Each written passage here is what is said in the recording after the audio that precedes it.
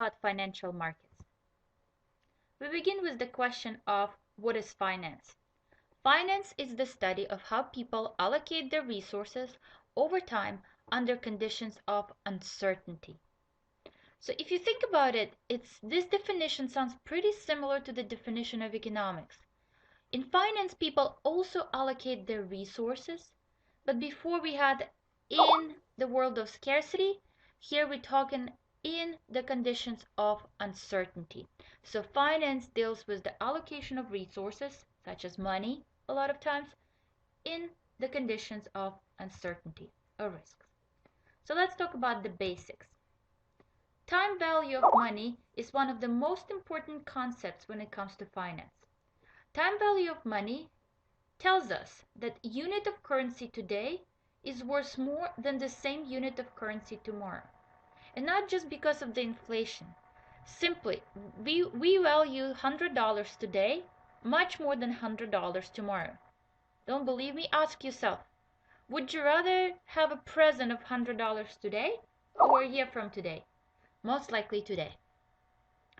Risk. What does risk tell us?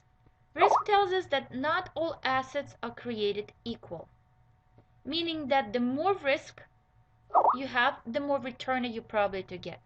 So here we move to the rate of the return. The better the rate of the return, the higher the risk. If somebody is offering you a following deal, hey, lend me $100, tomorrow I'll give you $150 back. We would say probably that sounds like way too good of a deal. Because most likely you believe that if at this rate of return, there must be some risk involved. Maybe I won't see my money back at all. So that's why we say that the risk and rate of return are very important when it comes to finance, when it comes to allocating our resources, when it comes to borrowing and lending money. The higher the risk, the higher return you're going to get. Financial market is a place where financial instruments are traded. So now we move into the definition of the place where we're going to look at the financial assets being traded. When we talk about financial instruments, we talk about those tradable assets, such as stocks, bonds, T-bills, certificates of deposits, cash. Financial instruments must create value. So both buyers and sellers in the market must perceive themselves to be better off to enter that market. So whenever we start trading in these financial markets, we're only going to be able to do that if both of us think that both of us are better off from this transaction. If I'm selling stocks, I'm better off by selling them. If you're buying them, you're better off buying them. So we all know what we're going to get in that particular market. So let's talk about function of financial instruments. First, financial instruments, those assets, must raise capital. It can be done through mortgage, car loans, bike loans. So whenever we're talking about you going to the bank and getting a loan, what you're doing there is you're raising capital. You get money to buy a house. You get money to buy a car. You can take a loan to buy a bike. In each of this example, you're raising capital. Financial instruments must be dealing with excess capital. So sometimes instead of borrowing money, we want to lend money. We have excess amounts of money. So that's how financial instruments are dealing with it. They have a property of storing it. Once you have that financial instruments, once you have those assets, don't lose it. You want to store it, and ideally you don't want to store it under your mattress. You want to protect it against inflation. Once again, you don't want to have your money sitting around your house or just being under your mattress. It's not very comfortable, but also inflation is eventually going to eat it up. When you put the money in the bank that earns certain interest rate, at least you're earning more than hopefully inflation is going to eat it. Also, financial instruments allow us to make profitable use of our excess capital. So money are working for you by earning interest rates. When they're sitting under the mattress, They don't do that. They're not creating additional income for you. But if you put money in a bank, hopefully not in the savings account because that one doesn't pay you much of the interest, but in other account, some kind of a long-term account, that money is going to make you some interest rate. It's going to make you some additional income.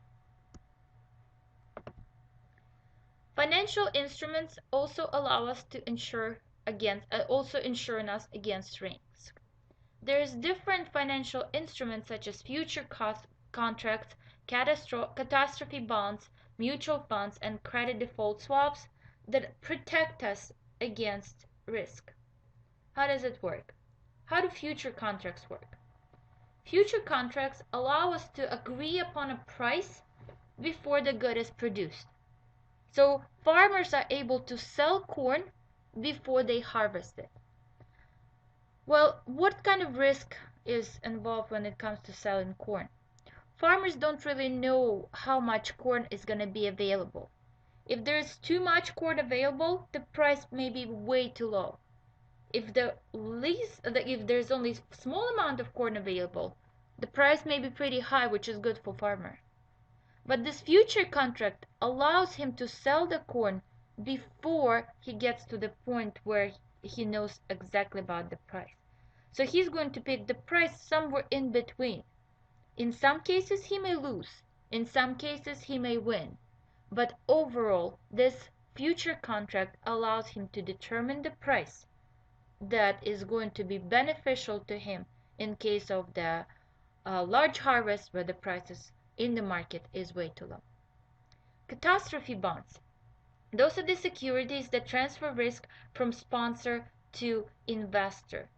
So by purchasing catastrophe bond, you are in a way of getting an insurance, right? And by getting an insurance, we're transferring risk from us to somebody who purchased that bond, who sold us that bond.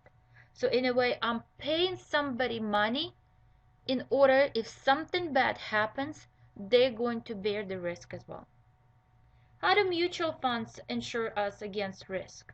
Well, mutual funds are really collective investment vehicles. What does it mean? It means that in mutual funds, we usually have different kind of assets that are working for us. Some are more risky, some are less risky. But by purchasing assets with different amounts of risk, we are able to kind of average that risk out. If we're lucky and all of those riskier assets pay a lot of dividends to us, it's good. But if we're not so lucky, at least we're not going to lose all of the money that we had, and as a result, we're still going to end up with some profit instead of none. Credit default swaps, another tool, another instrument that allows us to lower the risk of financial investments. Sellers of these credit default swaps will compensate the buyers in the event of default.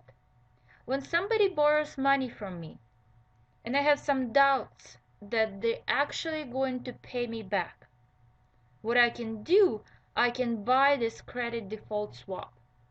I can pay somebody to share that risk with me. And in the result, if that person doesn't pay me back, this seller is going to compensate me. But of course, I am paying for the ability to have that, ability. Finally, last instrument of financial instruments, last function of financial instruments. They allow us to speculate. This risky financial transaction in an attempt to profit from a short or medium-term fluctuations in the financial market. So I can purchase some stocks and sell them right away. I can purchase them at the lower price and sell them right away at slightly higher price. I don't care what happens to that stock afterward. I'm not purchasing it with the purpose of receiving dividends. I'm purchasing it with the simple purpose of reselling it so I can make a quick profit.